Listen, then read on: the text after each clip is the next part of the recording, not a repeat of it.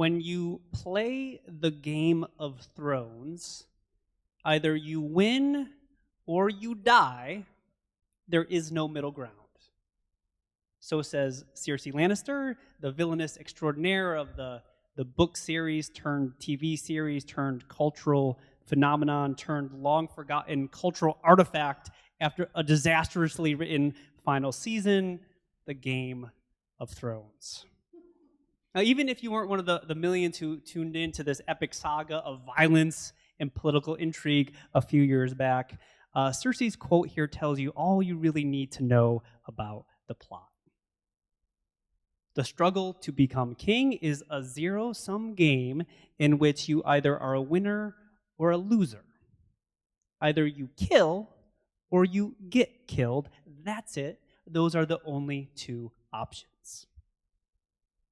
Now, while for us, this is just a really great premise for a great TV show, not final season notwithstanding, for the Roman governor Pontius Pilate, who we meet in this morning's story, that was the actual day-to-day reality in which he lived his life.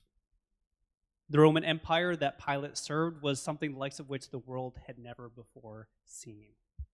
Its military machine was an unstoppable force, felling kingdom upon kingdom upon kingdom upon kingdom upon, you're getting the drift?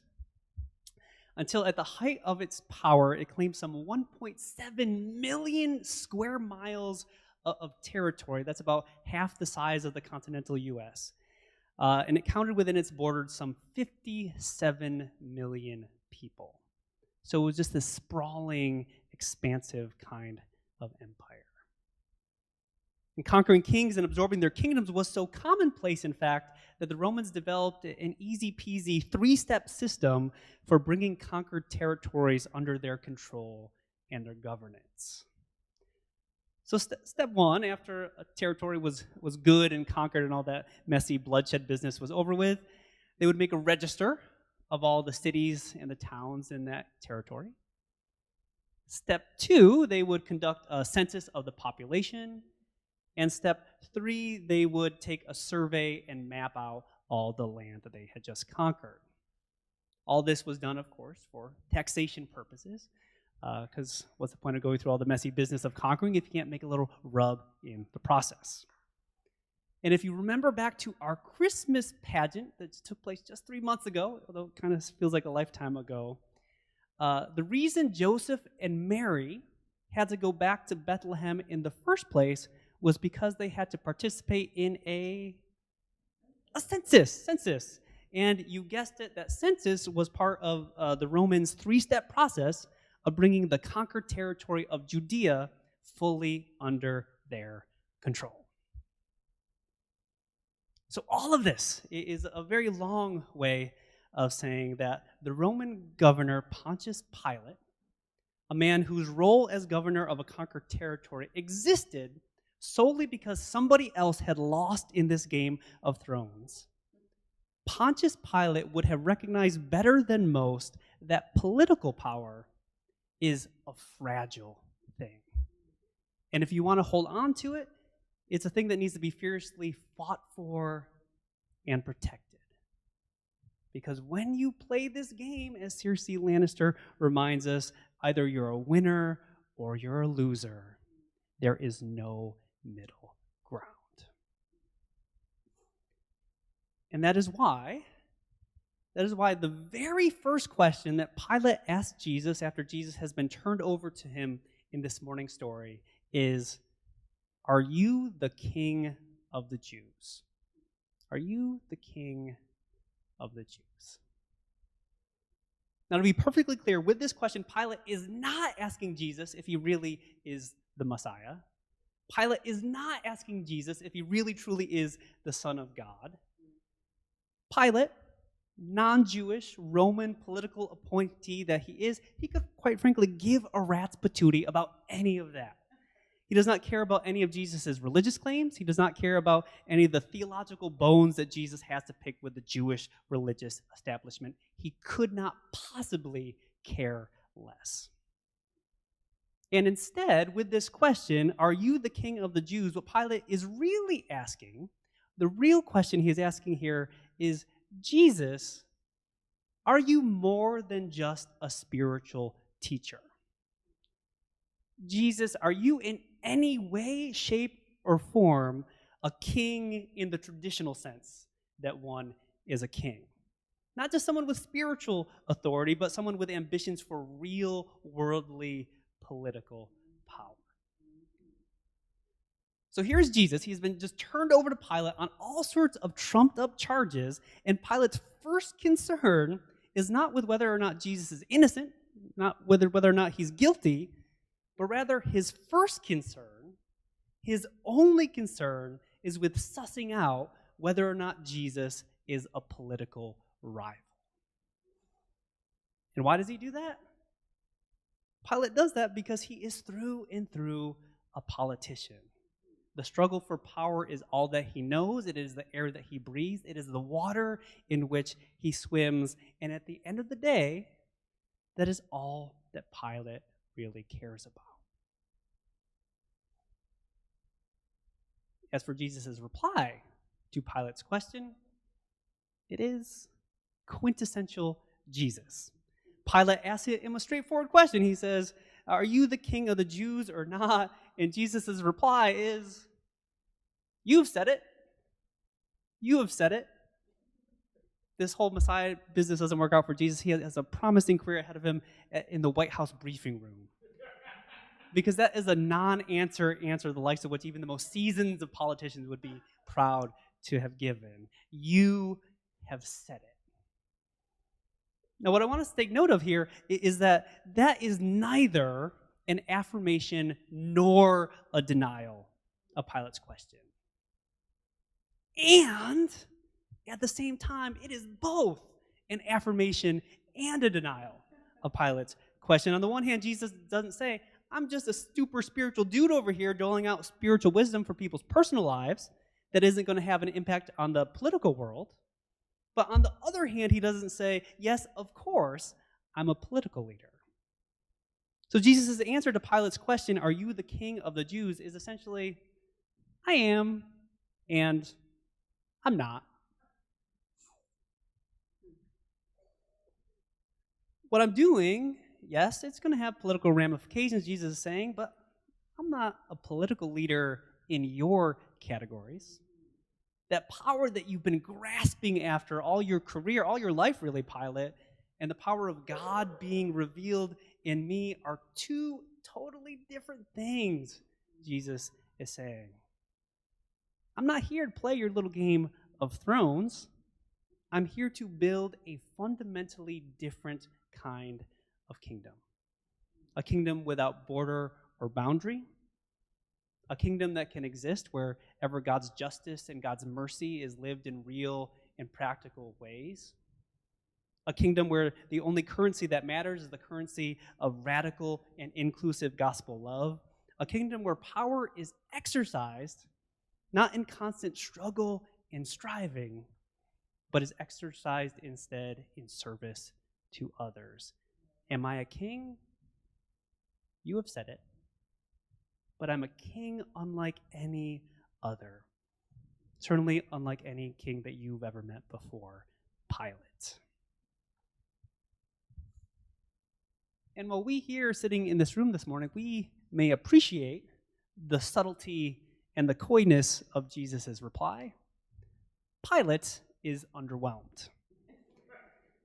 Pilate pushes Jesus to offer a defense against all the various charges that have been brought against him, but Jesus refuses to speak any further. Pilate then turns to the crowds and offers to release Jesus to them per custom. But instead, the crowd demands the release of a guy named Barabbas.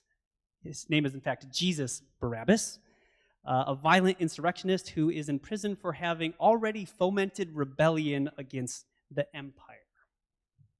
Now, this may seem like a strange decision to make, but again, Pilate is a politician. He recognizes that his position is a delicate one, so he gives the crowd what they want.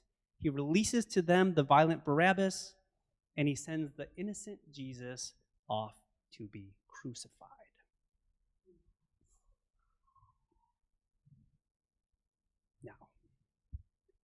The reason that we are reading this particular story on this particular Sunday, just a few weeks before Easter, I think is obvious.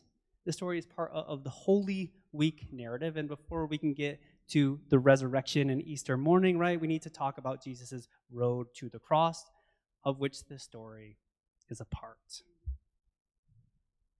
That being said, in this particular year, the year of our Lord 2024, this is a story, I believe, that would much better be read on Sunday, November 3rd, the Sunday directly preceding Election Day.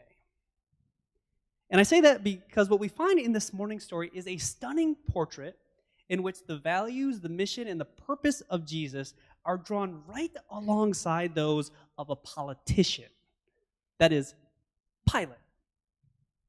And what we find when we look at this portrait, it should give us pause when any of us starts to believe that any politician, be they Democrat, Republican, Libertarian, no labels, what have you, but it should give us pause when any of us starts to believe that any politician somehow cares for or represents our values, our mission, and our purpose as children of God and as followers of Jesus.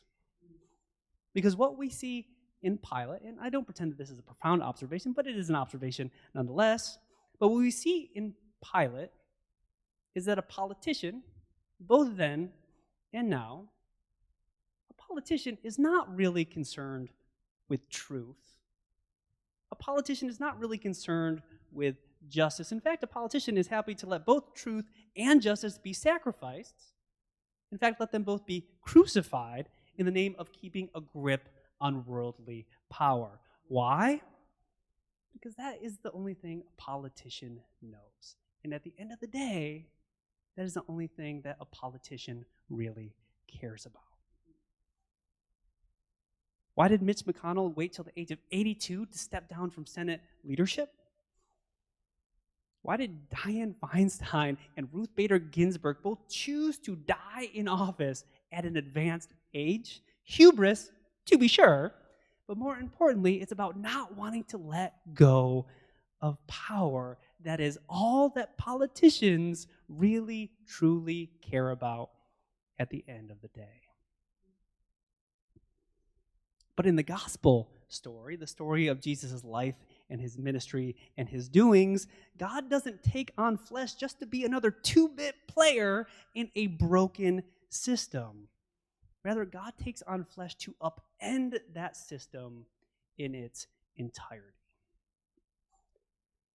And to that point, I want to share with you the famous words of one Reverend Tom Skinner. He was a pastor of an inner city church in New York, and he captured it perfectly, I think, when he wrestled with this text in an address he gave in 1970 to a group of college students in Chicago. Recognizing also that to say that a sermon is famous nowadays is really not saying a lot, but to a certain kind of people who listen to sermons outside of the context of Sunday morning, this is a fairly well-known oration. And also for context, so Tom Skinner is a black pastor speaking to a very diverse group, including a lot of young men who were members of the Black Panthers. And this is sort of long, but it's worth the ride, I think. The question is this: why Barabbas and not Jesus? Barabbas is the dude burning the system down. He is killing people. Why him instead of Jesus? Very simple. Pilate understood the kind of power that Barabbas was after, so he knows how to handle it. If you let Barabbas go, you can always stop him. The most Barabbas will do is go out, round up another bunch of guerrillas, and start another riot. And you will always be able to stop him by rolling your police cars into his neighborhood or bringing out the National Guard and putting his riot down. You can stop Barabbas. But how do you stop Jesus? No shots were being fired. No fire bombs were being thrown. But the whole Roman Empire was shaking. He was dangerous because he was changing the system. And so they took and nailed him to a cross. And 3 days later, he pulled off one of the greatest political coups of all time. He got up out of the grave. And when he arose from the dead, the Bible now calls him the leader of a new creation, a Christ who has come to overthrow the existing order and establish a new order that is not built on man. Keep in mind, my friends, with all your militancy and radicalism, that all systems will someday crumble and fail you. And finally, only God's kingdom and righteousness will prevail. You will never be truly radical until you become part of that new order. And then, and only then, go out to serve a world that's enslaved, a world that's filled with hunger and poverty and racism and all those things that are the work of evil.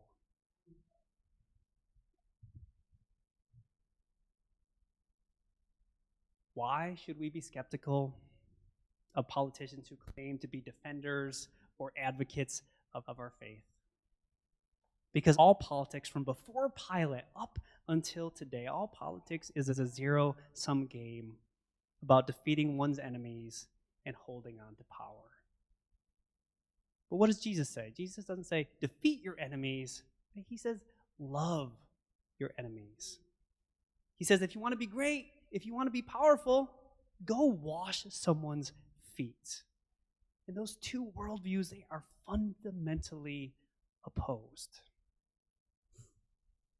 And so as we now begin this long slog from Super Tuesday to Election Day, may we do so with a commitment to carrying forward the actual politics of Jesus, a politics not of domination, but of service, a politics not of coercion, but of compassion, a politics not of self-interest, but of self-sacrifice, a politics not of conflict, but of peacemaking, a politics not of holding grudges, but of offering forgiveness, a politics not of building walls, but of breaking bread together, a politics where love is our law and kindness our revolution. Friends, may it be so. Amen.